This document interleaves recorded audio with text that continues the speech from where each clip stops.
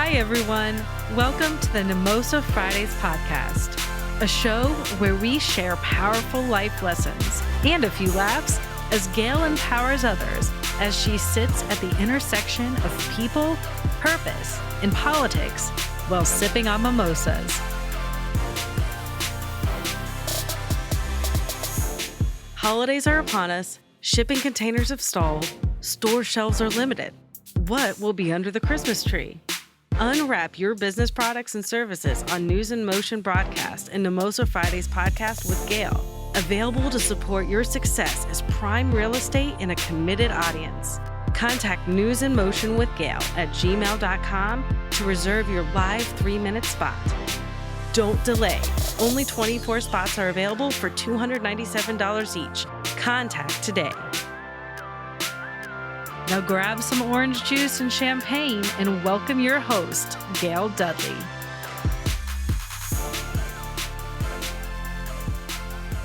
What's up, everyone? This is Gail Dudley. It is Mimosa Friday podcast time, and I am so excited to share with you the work that I have been doing all week in collaboration with Lifeline of Ohio. This is their National Donor Sabbath Takeover Week, and boy, did they take over News in Motion and today, Mimosa Friday podcast. Get ready to pull out your pen and your pencil and take some notes, and get ready, because when I ask you to, I want you to go to www.lifelineofohio.org. Again, that's www.lifelineofohio.org, because I am hoping and praying as one of the faith leaders in the community, in the Central Ohio community, that we have so many people registering to become an organ and tissue donor. I have two amazing people with me today, and I want to take the opportunity to read to you their bio, and then I'm going to turn it over and we're going to have a great time. So get ready. If you have a moment, go grab your mimosa, because Mimosa Friday, again, the NIM stands for News in Motion. And because I always called it Mimosa Friday, we had a gentleman by the name of Mike Nicholson coin the term Mimosa Friday. So go ahead, get you some orange juice, get you a champagne glass, mix the two together, sit down at the table or the kitchen counter, get some friends to join in with you as we talk about the National Donor Sabbath Takeover Week when we're talking about organ and tissue donation. I want to introduce to you Rabbi Stephanie Covitz. She was born and raised in the suburbs of Washington, D.C. She obtained her undergraduate degree in psychology and Jewish studies at Indiana University. She then went on to receive her ordination and a master's of art and Hebrew letters from Hebrew Union College, Jewish Institute of Religion. Rabbi Stephanie completed a year-long residency in chaplaincy in Cincinnati Children's Hospital and achieved board certification in 2016. She served as a chaplain at multiple Central Ohio hospitals, including Mount Carmel East, OhioHealth Rehabilitation Hospital, and most recently, Riverside Methodist Hospital. Rabbi Stephanie joined the team at Lifeline of Ohio in 2021 as a bereavement coordinator. She resides in Columbus with her husband and 2 children. And in her free time, get this, y'all, she has some free time, and I'm happy about it because I'm learning from her. She enjoys playing with her children, cross-stitching, and officiating the occasional weddings. Also, I am so excited to introduce to all of you my friend, a powerful woman, and Rabbi Stephanie is just as powerful. But here's a friend of at least 25 years.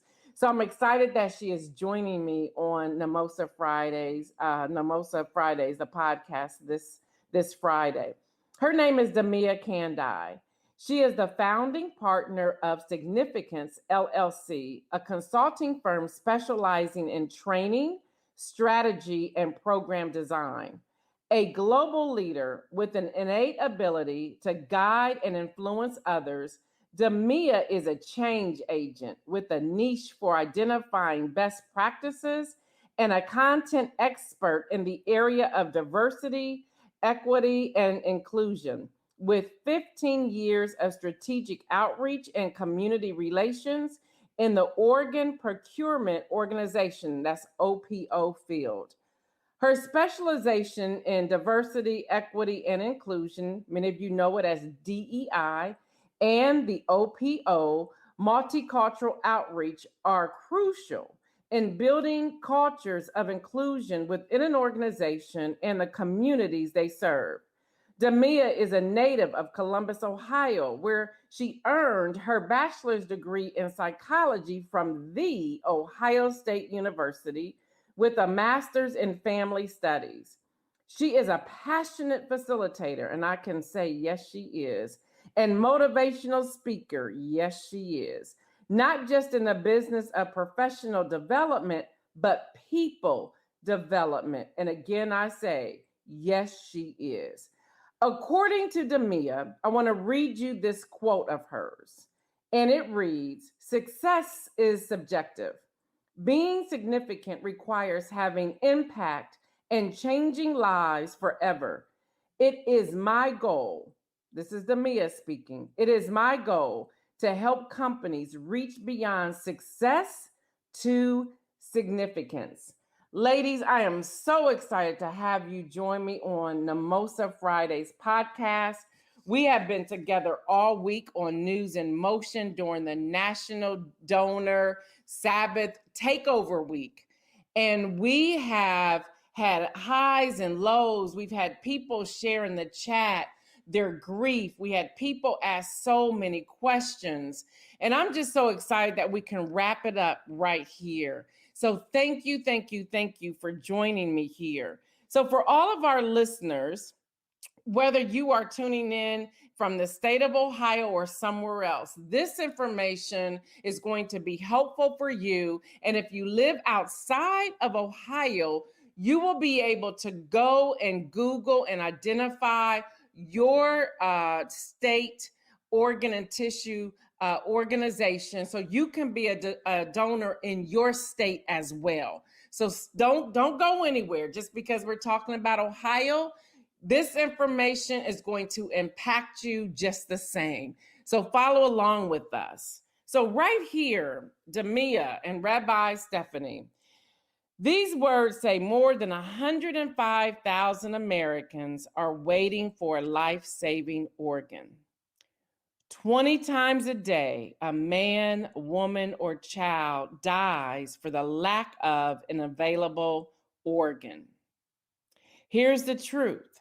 8 lives can be saved with more than 70, and more than 75 can be healed by one person. I'll read that again to make sure it's clear. 8 lives can be saved and more than 75 can be healed by one person.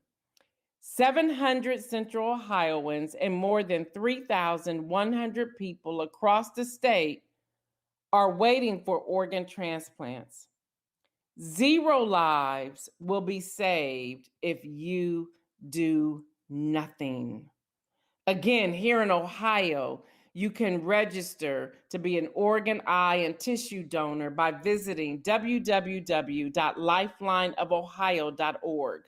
You will need a valid Ohio driver's license or a state identification card when you register to become a donor.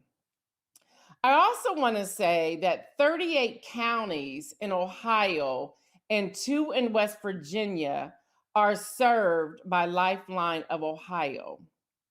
1,500 donor names are mounted on 8 refined concrete panels in their donor memorial display. And we heard from Rabbi Stephanie earlier this week about how beautiful that looks when it is lit up, and especially going into the holiday season. That could be a place where you go and visit and pay your respects and just pause and ask yourself, am I a donor? And if not, to go and register right there online to become a donor. And then finally, I want to read this number: 78 hospitals support patients with the Lifeline services. So with all of that, I want to say this holiday, people, why not become a donor? Why not become a donor?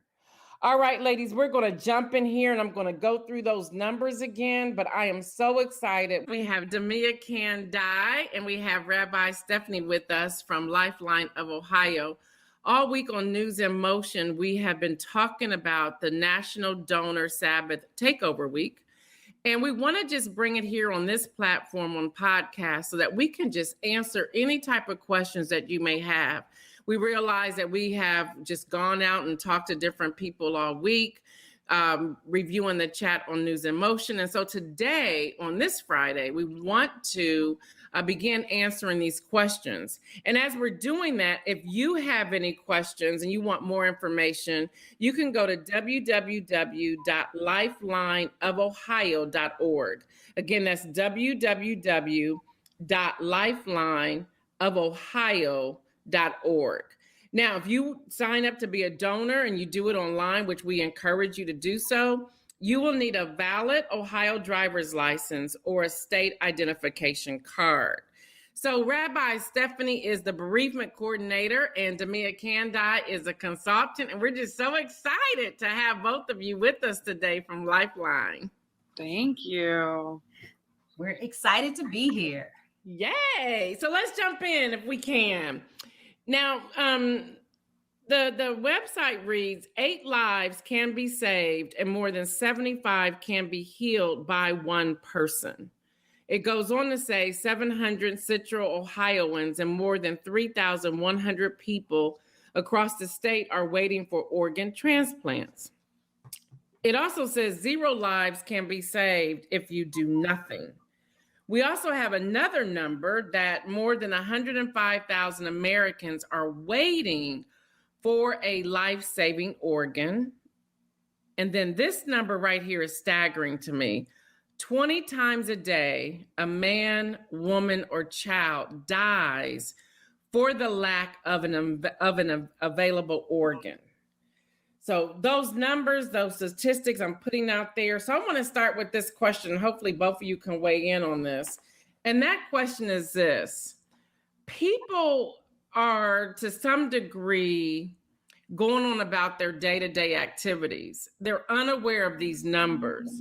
So how do we effectively communicate to let people know this is happening and that we need you? You know, I think stuff like this, I was saying to you, Gail, yesterday, it's so important what you're doing in terms of reaching your audience and educating your audience about these things, because you're right, people don't know. People have no idea. And it's not something that people think about on a day-to-day basis. I think, you know, maybe every couple of years when they go to renew their license, it's a quick thought. But other than that, it's not on people's radar at all. And people don't realize if they're not already registered, it's so easy to get yourself registered. And it's such an important thing to do that once you've done that, the impact that you can make down the road is huge. Like you were saying, those numbers, you can help someone save their life. And it's an amazing thing to be able to do. It's a very generous thing to be able to do. So I also just want to mention that I think, you know, I specifically work for Lifeline of Ohio, but a lot of my peers are in congregations, rabbis in congregations, and I think that they also have a responsibility to educate their congregants about these issues and to make sure that they're talking about it, because typically if the leader of the congregation is talking about it, people are going to listen. That's the point. People come to listen to them. So I just want to encourage my rabbinic colleagues to make sure that they're keeping these things on the front burner and talking about them and educating appropriately.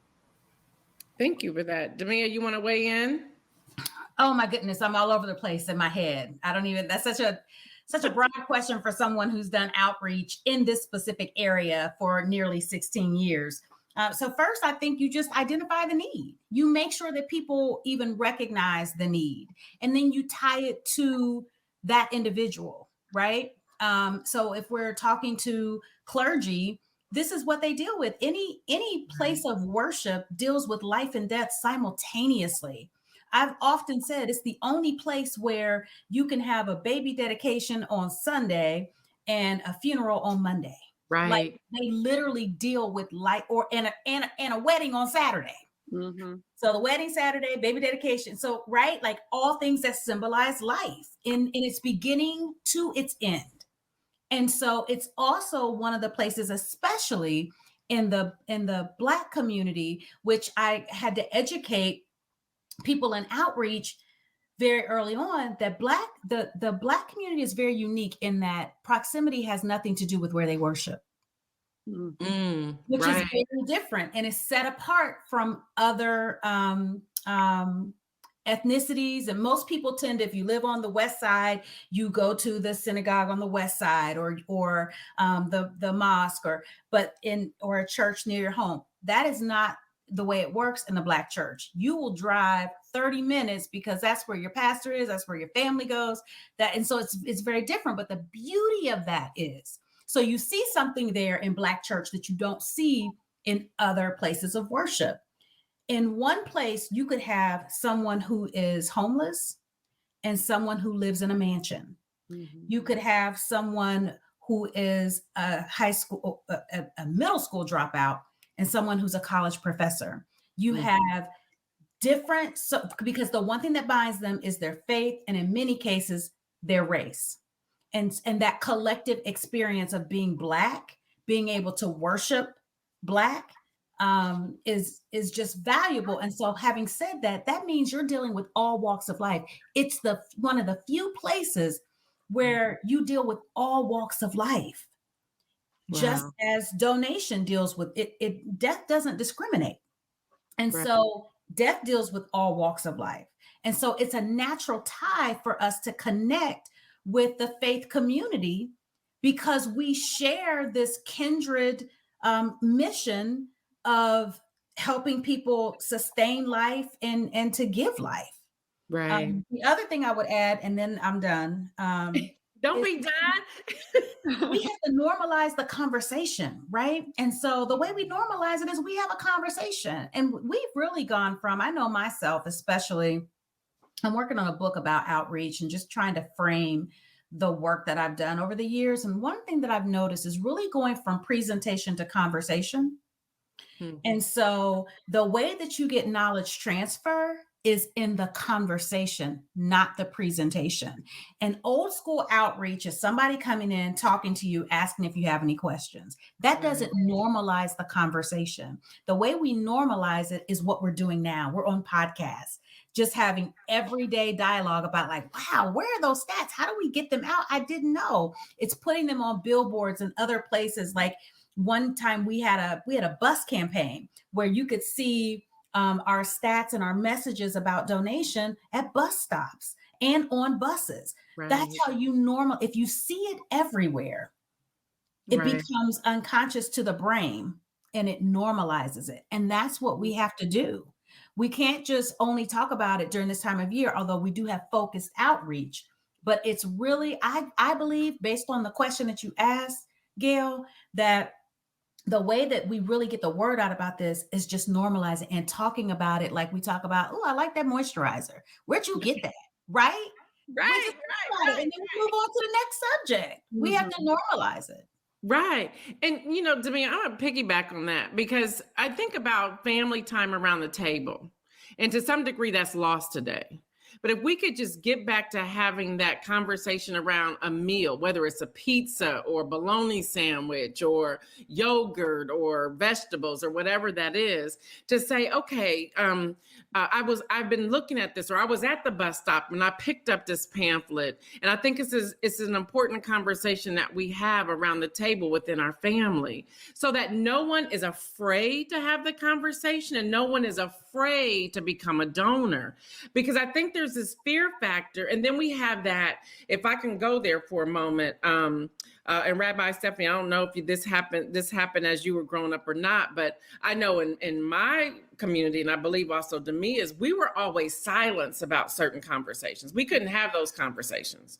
And although we're talking about things today, I'm afraid that talking about death and talking about wills and talking about I'm a donor and talking about this is what I want to do, we're not sharing that as much. And I agree with you, Demia, that it's time for us to come back to the table and have these conversations. And I loved your take on that. Let's talk about, that's some beautiful eye makeup. That's some great moisturizer. I love that lipstick. Where'd you get that necklace? Where'd you get that tie? What about those? We can have a whole list here. Yes. This is the same conversation. And I'm afraid. Go ahead. I'm sorry, Demia. I'm sorry. It's not deep. We try to make something deep that's not deep. Right. And so I never have a conversation with, whether it's with clergy, whether it's, and there's something powerful, and I honor clergy today. And there's something powerful about when they trust you enough to turn over the pulpit. Yes. Or to turn over where they deliver the word from the Creator. Because it's very protected. And so when you have those opportunities, you don't have a lot of time to make that connection. And so I've never presented from a place where it's heavy. It's always helping connect the dots and making it conversational. And I think that we make it so deep, and it's almost like, what do you want? What do you want on your hamburger? What do you want when you pass away? Well, I want to be cremated. Okay, this red dress right here. Okay, y'all know this red dress. That's the dress I want to be. You know, we have that talk, and we in a light way. For some people, it can be heavy, but with this subject, I don't think it needs to be heavy, because guess what? If you don't have it now, as you can relate, Rabbi Stephanie, as a chaplain, it is such a difficult conversation, which is why we want people to register now. Register that decision, because it's a difficult conversation to have with a family at that time of death. That is so true, Demia. And thankfully, we have our family service coordinators at Lifeline who are great about having those conversations. But I will just add to what you're saying. I cannot even count the number of times I have encountered families and the patient is in the dying process, or those conversations are beginning to happen, and the topic comes up, and you say, well, what did they want? Did they talk to you about it? Did they tell you what their wishes are? And it's like the person, the adult child, let's say, says, no, we've never talked about this. And I'm like, how have you never talked about this? It's such an important thing. But to your point, it's maybe not easy for everyone to talk about, but it's so important to talk about while you're living your life, so that you can tell the people who are going to be making those decisions, or at least facilitating those decisions, what your wishes are. It's very selfless to do that, because if you don't, you're placing an extra burden on that person who's making those decisions. And if you didn't tell them what your wishes are, they have to figure it out. It's like they can't read your mind. So it's actually a very selfless act to get yourself registered. Then it's done. That's a form of an advance directive. So the decision's already made. But if you are going to have those conversations, I think it's a very selfless thing to do, because then if you're very clear about what your expectations are at that time, the person who's the doctors are speaking to, or Lifeline is speaking to, they don't have to hem and haw about it or try to figure out, well, one time mom said she didn't like the idea. Yes. It's like they're like trying to put a jigsaw puzzle together. Like, just tell people what your expectations are, then they know, then they can honor it. And then it's like they feel good. Maybe not good is not maybe not the right word if someone's dying, but like they feel like they're honoring that person's wishes. But if you don't tell them your wishes, they can't honor them. It's like 1 + 1 = 2. You can't get there unless you deal with it. So I know it's easier said than done for a lot of people. I think unfortunately falls under the category for some people of like taboo. Like you were saying, Gail, like when people were raised, there were just things you didn't talk about. But I think that's why it's such an important thing to have these conversations and kind of take it out of that category of taboo. Like, just talk about it.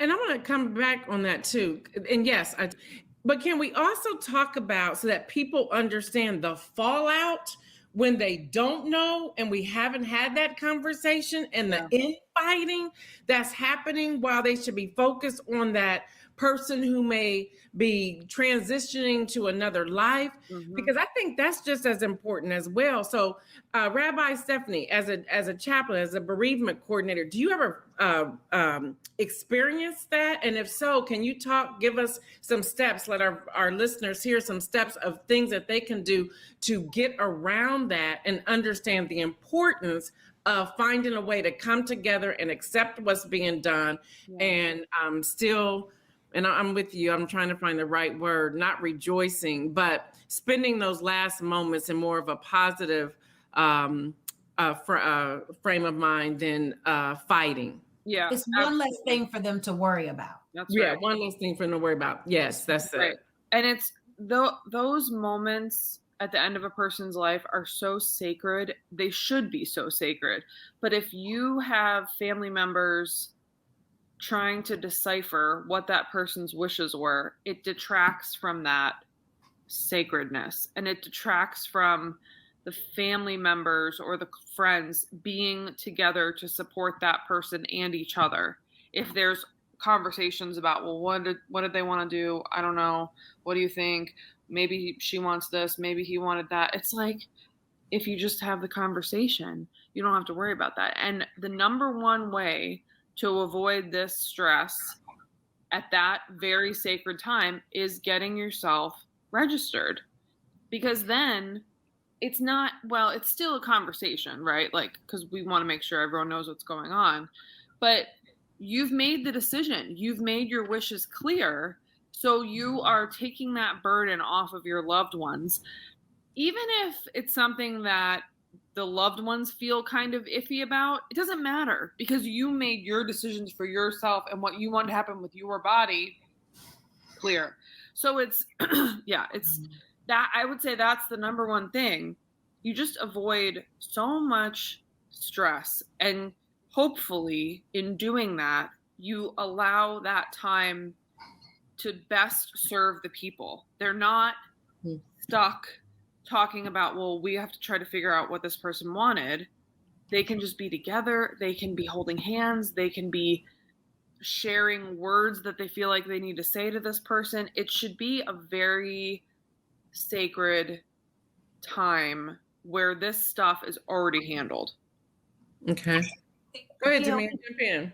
So here's what, early on when I first started in outreach, and I had a conversation with our family services coordinators, and one of the things that they said that was specific to, because my outreach has always been specific to the African-American community, and one of the things that they said was that they had noticed that they could be walking a family through this journey of making that decision, and when a pastor would come in, if they were not educated about donation, it could wreck the whole process. Mm-hmm. Wow. And so I knew that. I mean, that made sense to me, because I understand in the Black church that, pastors are like the United States.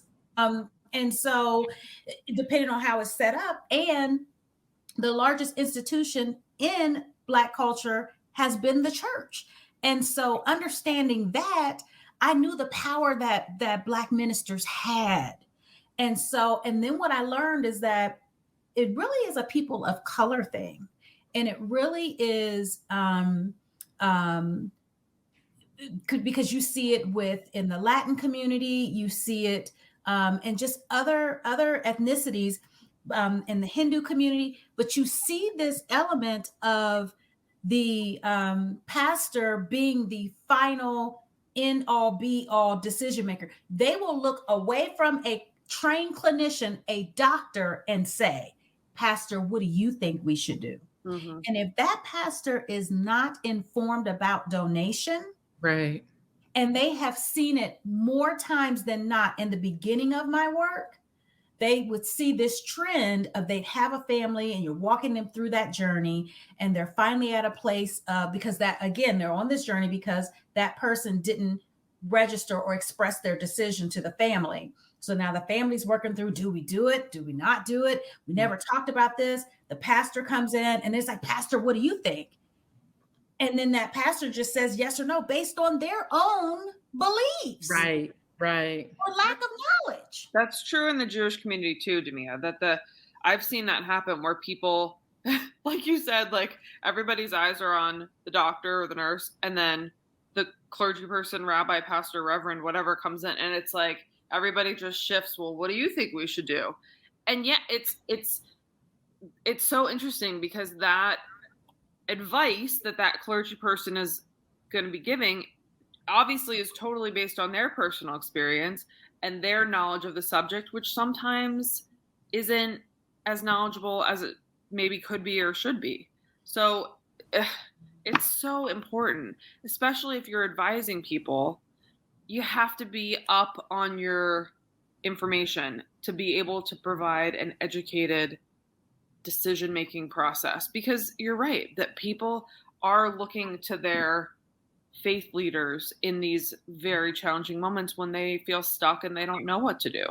Mm-hmm. Wow. Rabbi Stephanie, you said yesterday, and I hope I can get you to remember this. You said on News in Motion, you were giving us an example of your community, and people were saying that they had to die as the whole body. Mm-hmm. Can you talk about that to our listeners? Because I thought that was so powerful.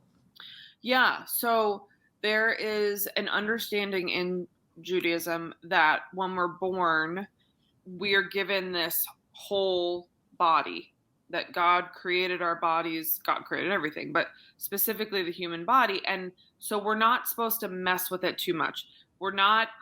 This happens a lot. It's a totally different conversation, but tattoos are not really a thing it's frowned upon. Let's put it that way. I was talking about the example of if someone has a body part amputated, if you're on the more observant side of the spectrum of Jewish belief, that body part is going to be preserved until the person dies, and then it's going to be buried with them, because we are supposed to return to God, return to the earth complete and whole. So there's a misconception, especially, well, I don't know. I think it spans the spectrum of Jewish belief, but I think people assume that donation is frowned upon in Judaism because this idea of not going back to earth whole. If someone donates their heart, then their heart's not with them when they're buried, obviously. But the thing that's interesting is there's Judaism, a lot of it is about commandments. What are we commanded to do? And the more observant you are, the more you try to obey those commandments to the best of your ability. So there are 613 commandments in the Old Testament, Genesis, Exodus, Leviticus, Numbers, Deuteronomy, and then there's all kinds of extra law codes. So the thing that's interesting is that the commandment that supersedes every other commandment, it's the most important thing, is that if you have the ability to save a life, you should do that. And if you have to break other commandments or other rules to save someone's life, it doesn't matter. That is saving a person's life is the highest value.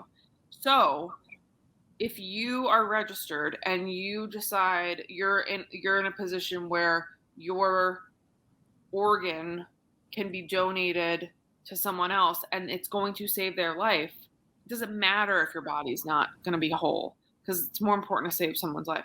It gets a little more gray with tissue and eye, because they're life enhancing technically versus life saving most of the time, but it's not the point.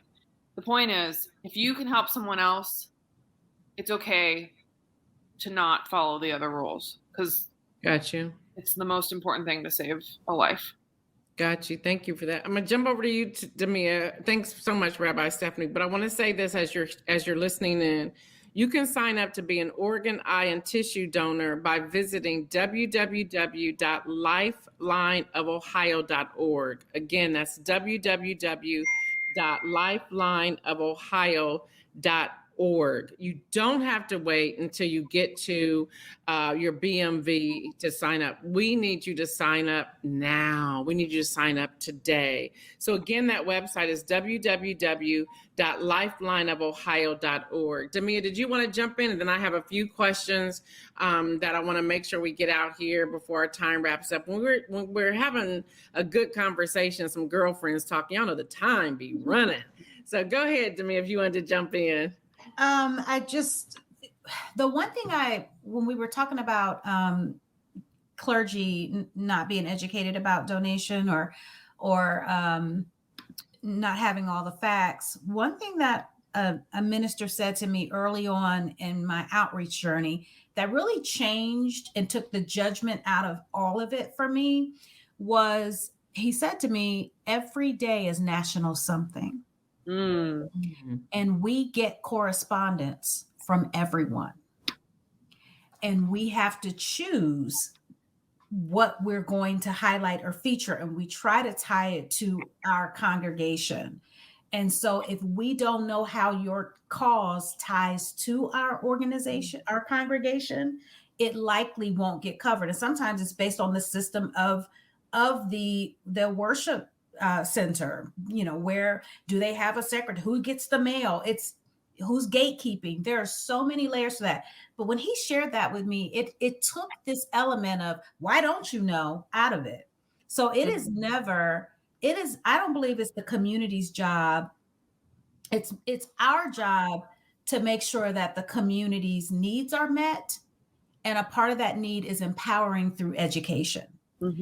Not based on how we want to deliver it, but based on how they need to receive it. And so some of that has been, I would go around and just schedule one-on-ones with clergy and say, I know you may not even feel comfortable asking these questions publicly, but what questions do you have for me privately? We did a conference one year, a clergy conference, and most people knew about it because we brought in CC Winans. That was extra. That was for the community. The real purpose was to get pastors to come together, or clergy to come together and really talk openly about donation. And so we had someone from our clinical staff who walked them through the ways that a person dies. And it was just so enlightening for them. And it was a for us, by us. It was put together by pastors, for pastors, or clergy to clergy. And I'd like to do more of those, but it's really just that sometimes when you don't know what you don't know, right, you don't even know where to start.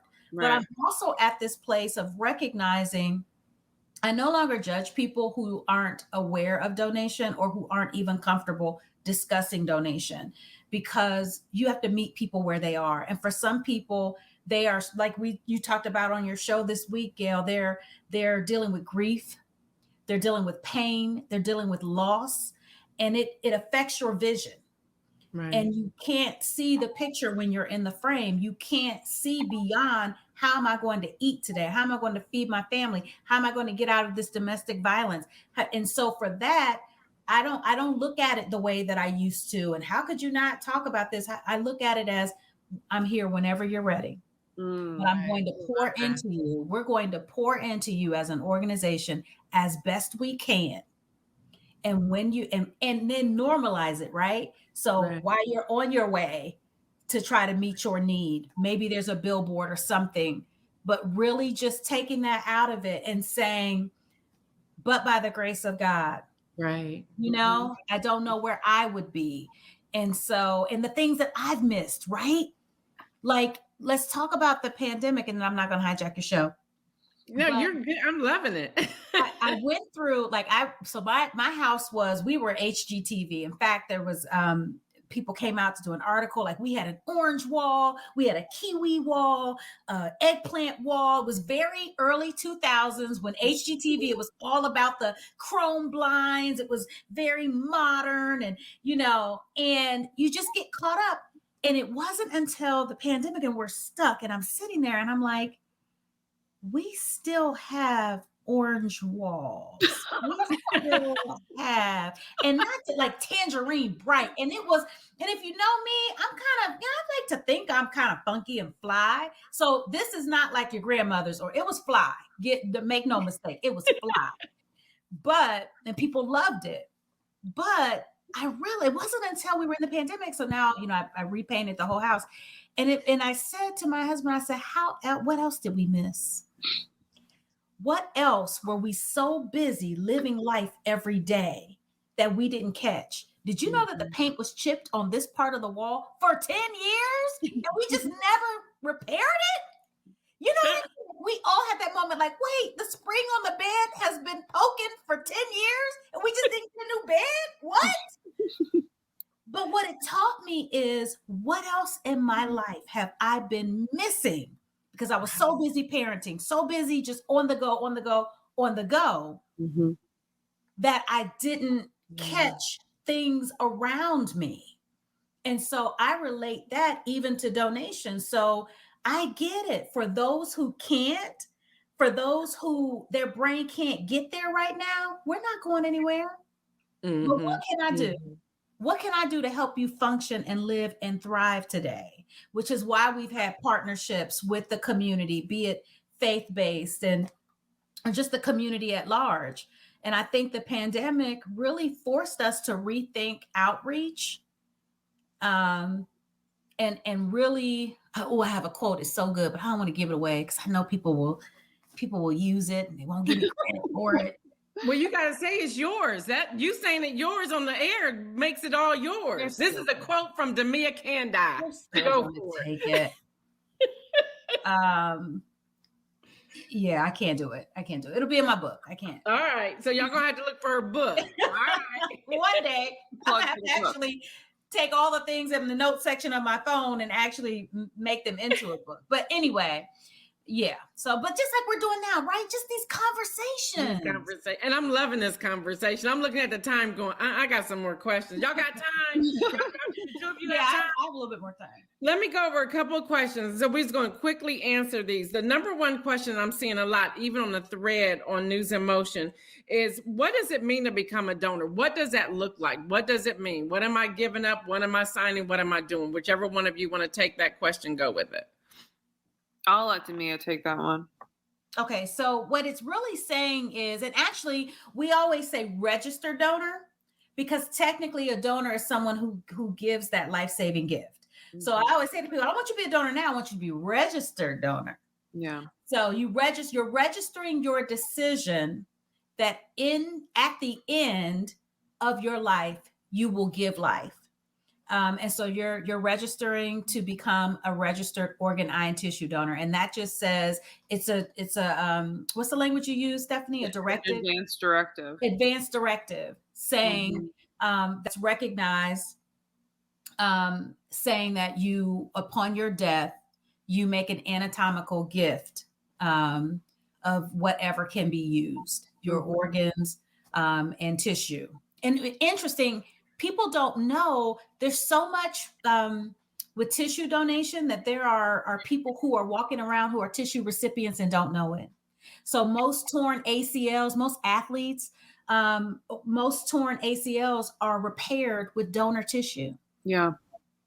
That's good to know. Glad you put that on the air. Yes. Mm-hmm. That's good.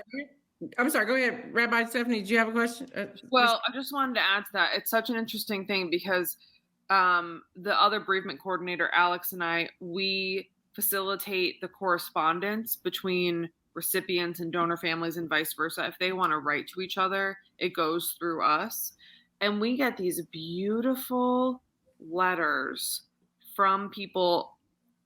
Repairing an ACL is a great example, Demia, of like, expressing condolences for the loss of a loved one, and then just sharing, you don't know how much this means to me. I'm able to get on the floor and play with my kids. I'm able to go for a walk with my dog. I'm able to do XYZ that I couldn't do before when I was in constant pain.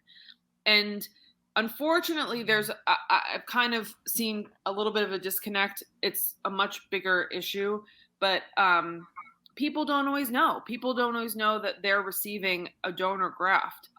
But when they do, they're given the opportunity, usually, to connect with the donor family. So it's a really beautiful thing that we're able to facilitate these letters between recipients and donor families. And it's just, they're very powerful. They're very, very powerful. And we share them at our staff meetings and in emails once a month, just internally at Lifeline. And I always,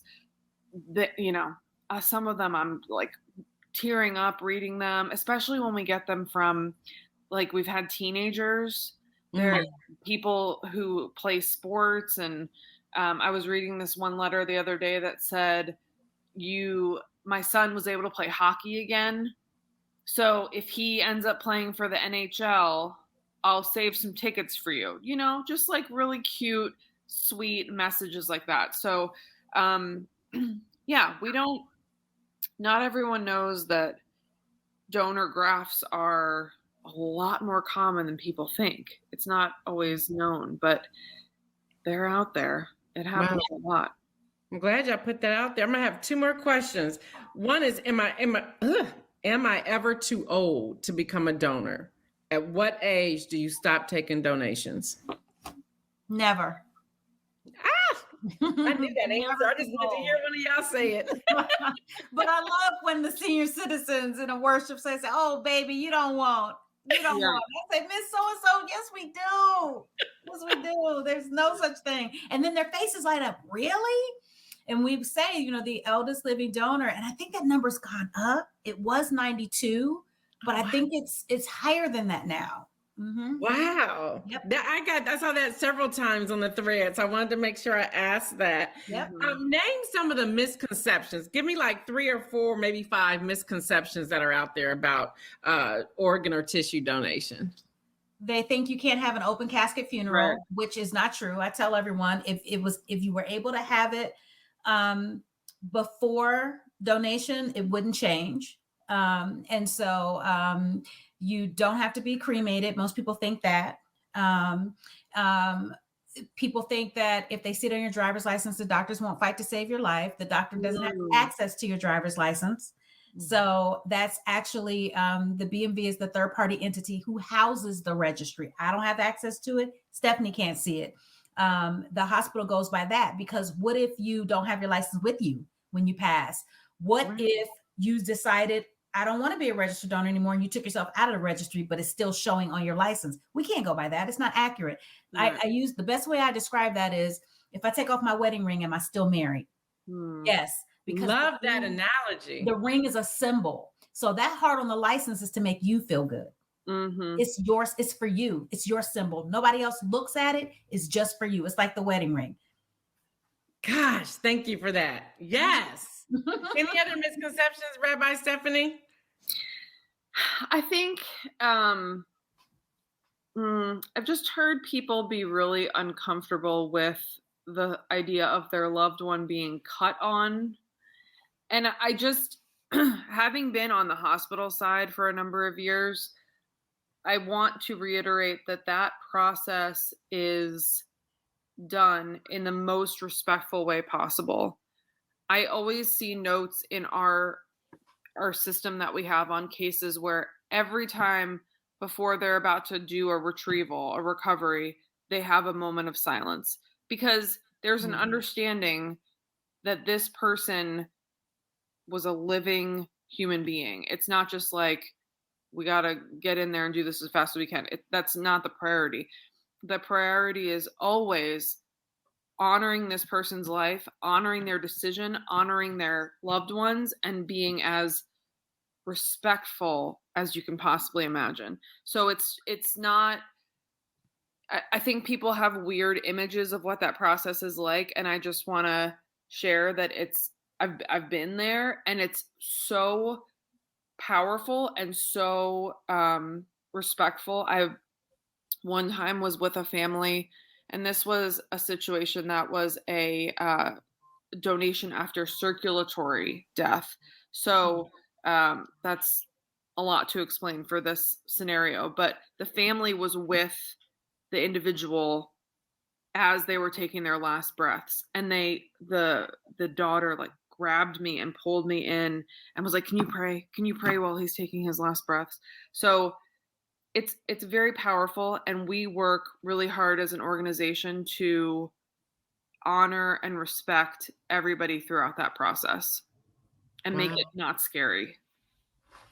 Thank you so much for sharing that. All right, ladies, we can go on and on, but I have one last question for both of you. Rabbi Stephanie, you're first. What's one thing you want people to know about organ and tissue donation? Just from your heart, speak from your heart. I want people to know how powerful it is to see the relationship between a donor family and a recipient.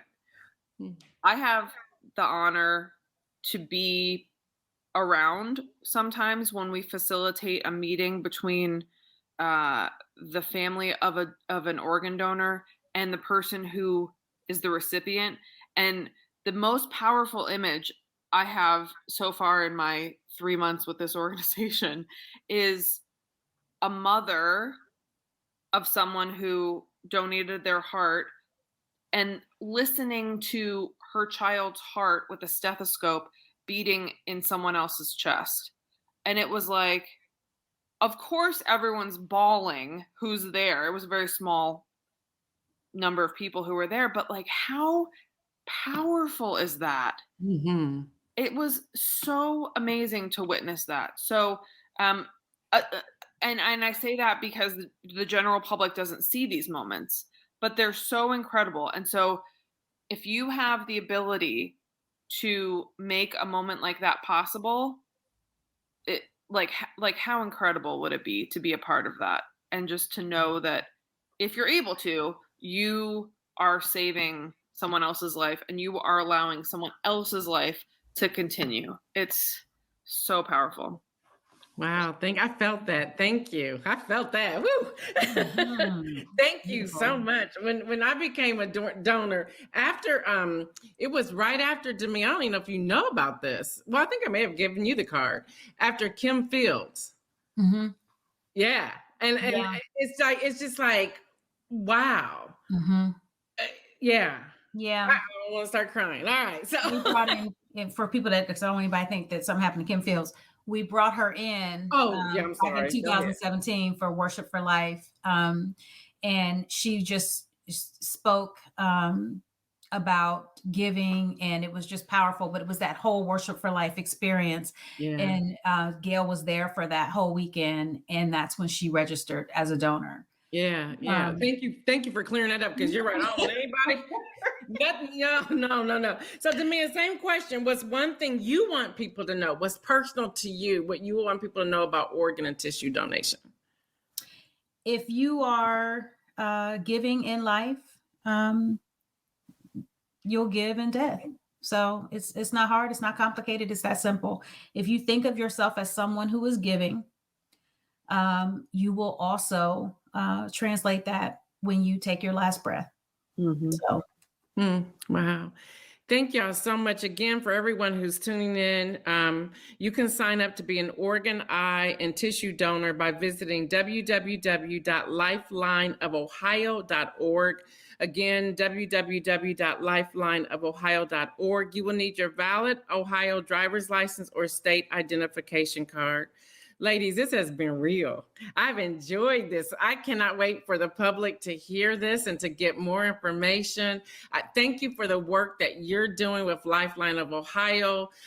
Thank you for your everyday walk and the work that you're doing out in the community. I appreciate you, and I believe all the listeners appreciate you as well. Thank you all for tuning in to Mimosa Fridays. I'm your host, Gail Dudley. You have heard, y'all, and it's still National Donor Sabbath Takeover Week.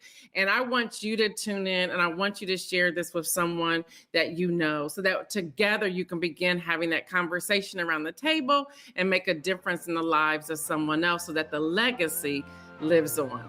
Again, thank you, ladies. Thank you so much. Thank you, Gail. Are you ready to raise awareness of your brand, product, or service?